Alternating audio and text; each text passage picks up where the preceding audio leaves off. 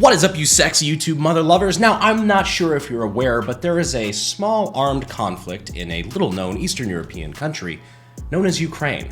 At least, you should know that, especially if you are an American taxpayer. Anyhow, the 2022 Ukraine war has definitely been a weird one. Not only because it's the first major armed conflict the first world has seen in a long time, but specifically for this video, because of some of the weapons that are being fielded. In fact, I've already made 2 videos talking about some of the weird weapons that we've seen popping up in Ukraine. Some of them are weapons that are seeing combat for the first time ever, such as the AK-12. Others are just having their first time seeing combat in like 90 fucking years. But to kick this video off, let's talk about something really fun. RPGs. I mean, who doesn't love a good RPG?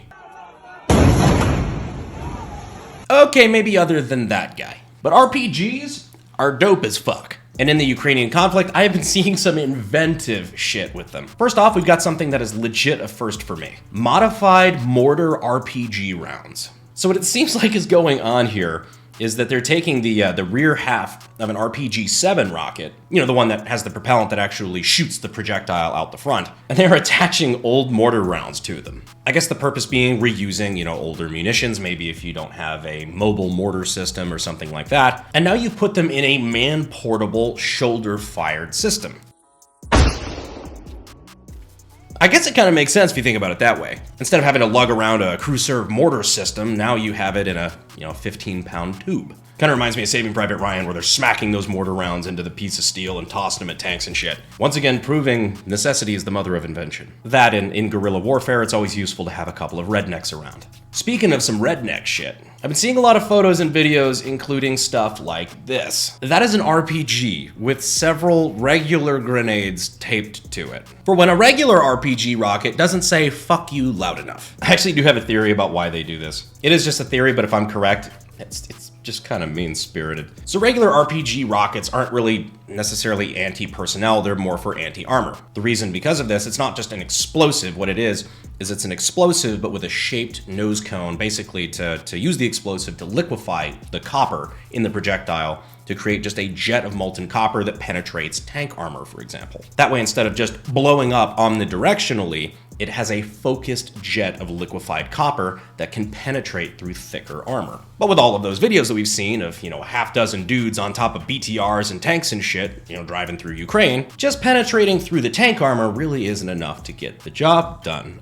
So that's why you tape 5 or 6 anti-personnel grenades on the outside of your RPG-7 rocket. Does this actually work that way?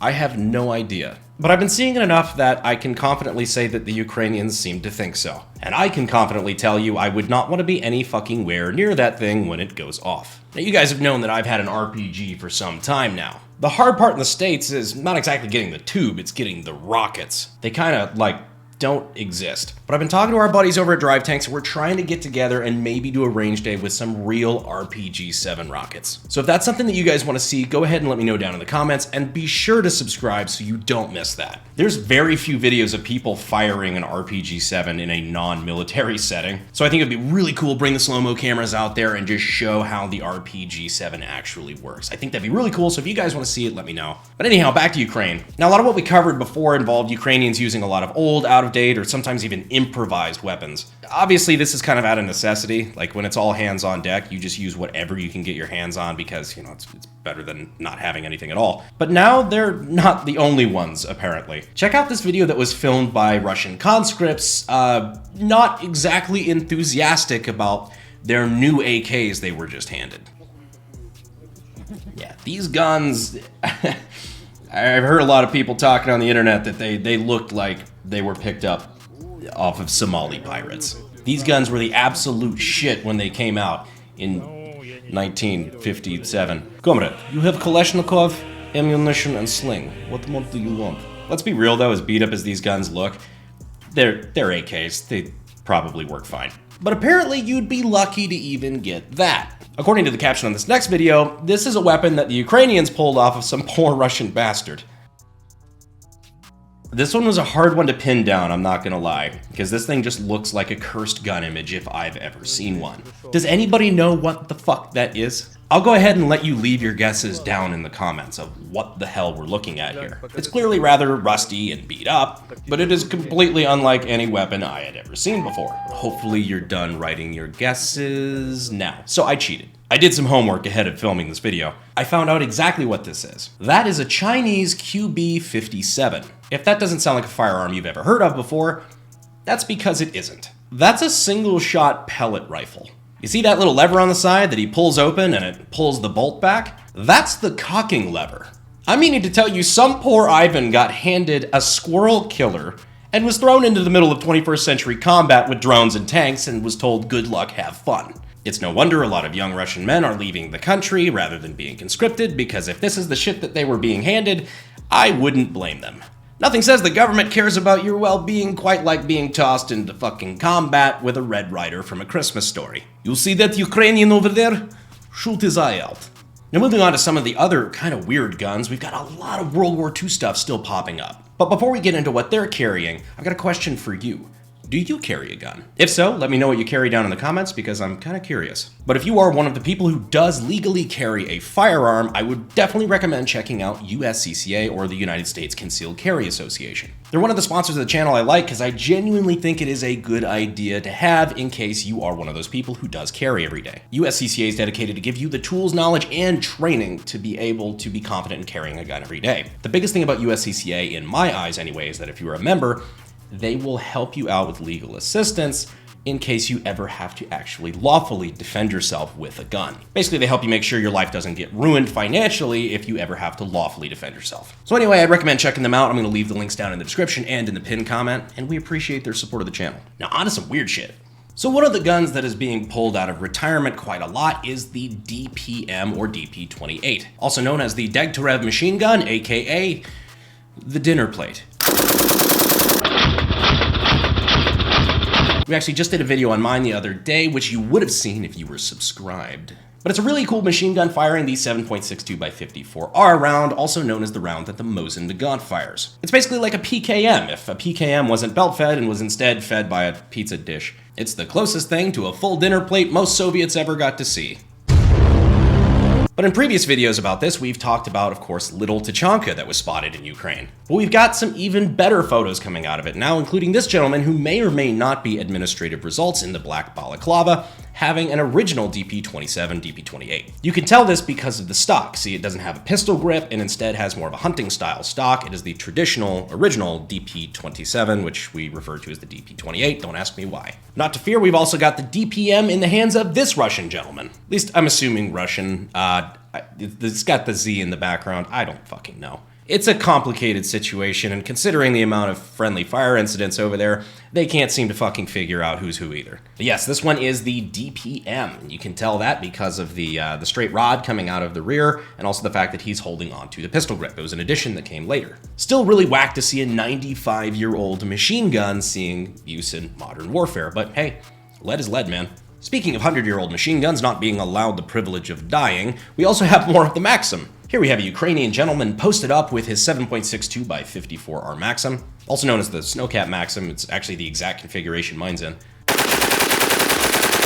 Just a reminder, the Maxim was created in like 1883. Like I said, lead is lead. It's just, oh god, this is so crazy. It's just kind of weird to see, right? Just goes to show you that Sir Hiram Maxim was so fucking far ahead of his time that even over 100 years after his death, his shit is still being used in modern combat. Fucking wild, man. These are far from the only World War II guns that we're seeing on the front lines, though. Got this gentleman clearing trenches with a German World War II MP40. This photo of an STG-44 or Sturmgewehr that's still seeing use. Shoot, even the legendary MG42 is still seeing frontline combat. The MG42, aka Bad Mustache Man's Buzzsaw, still very capable of spitting out modern ammunition fast enough to be a real fucking problem to anybody on the receiving end of it. But of all the World War II guns seeing service right now, there's one that kind of sticks out for an interesting historic reason. There's a lot of Russians now rolling around with these. That is an American Thompson 45 ACP submachine gun, aka, of course, the Tommy gun. Now, how the fuck did Russia end up with a bunch of American Thompson submachine guns?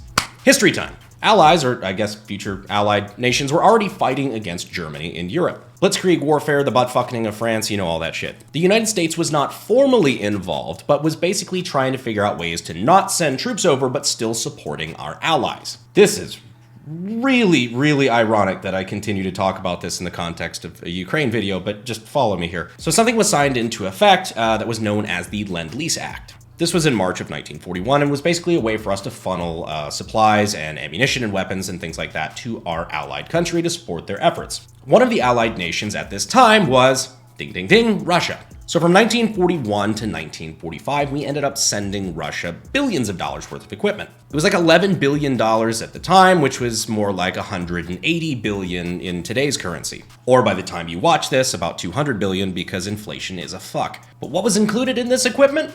I'm glad you asked. A fair number of Thompson submachine guns. So that's where you get photos like this of Russians using American-made World War II Thompsons on the front lines against Ukraine. You know, the country that we're also sending a bunch of munitions and weapons to right now to fight against the weapons that we sent to another country years ago that was an ally at the time. You know, I'm glad this is the only case you can point to where the American government has sent weapons to an ally that has gone poorly later on in the future and aged like milk.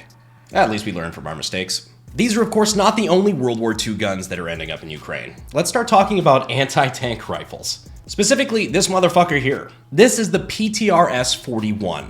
This is essentially a very big SKS. I say that because it was literally designed by the same guy, Simonov. This big motherfucker was chambered in 14.5 millimeter and was used during World War II to shoot through Nazi tanks. At least that was the idea. Panzers are pretty thick.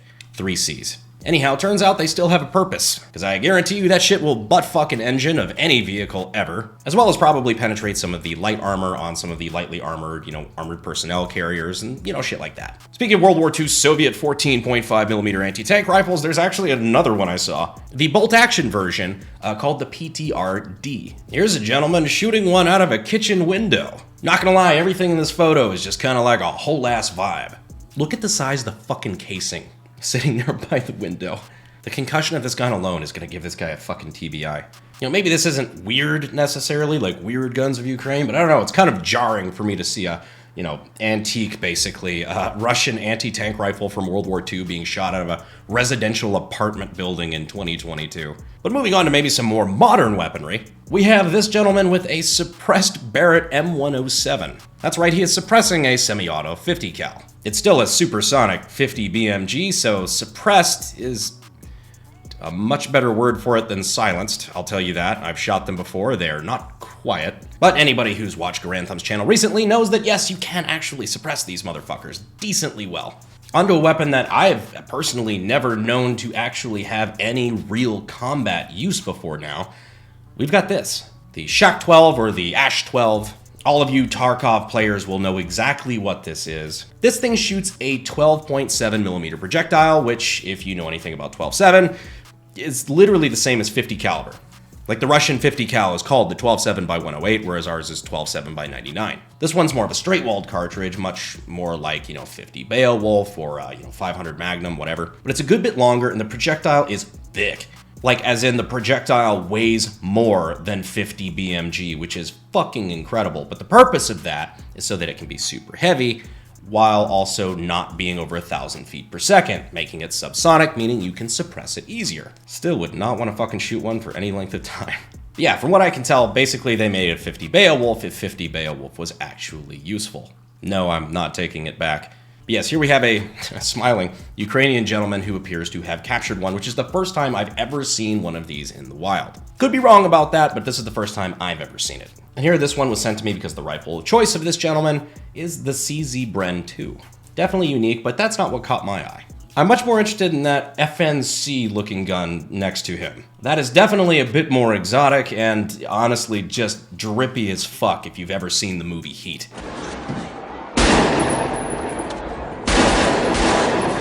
God, I want an FNC. I'm buying one. And speaking of FN guns that I don't have but kind of want, apparently the Ukrainians had donated to them a hefty chunk of FN FS 2000s. Oh, you know this from Call of Duty, don't pretend you don't. Seen a couple photos of these in the wild, but especially this one with the Mortar Crew. Definitely not a gun that has ever seen a lot of frontline combat, at least not to my knowledge. So at long last, she gets to stretch her legs a little bit. Anyhow, I'm sure I've talked your ears off enough about all the crazy shit that I've seen in Ukraine, in my newsfeed, and my Twitter, and whatnot. If there's anything you guys thought that I missed that you have seen come up, or that you have just seen floating around the interwebs, go ahead and let me know in the comments below, or on my Twitter over at the AK Guy. I love taking a look at this stuff. It's cool seeing all this exotic weaponry, and it's cool sharing it with you guys. Maybe give a little bit of expertise in case you didn't know, and really just kind of showing you. I like showing you the cool stuff. Anyhow, I appreciate you guys watching to the end, and as always, I will see you sexy YouTube mother lovers in the next video. Thanks. Fuel is my obsession to make the perfect weapon, like Rasputin's rise to the top.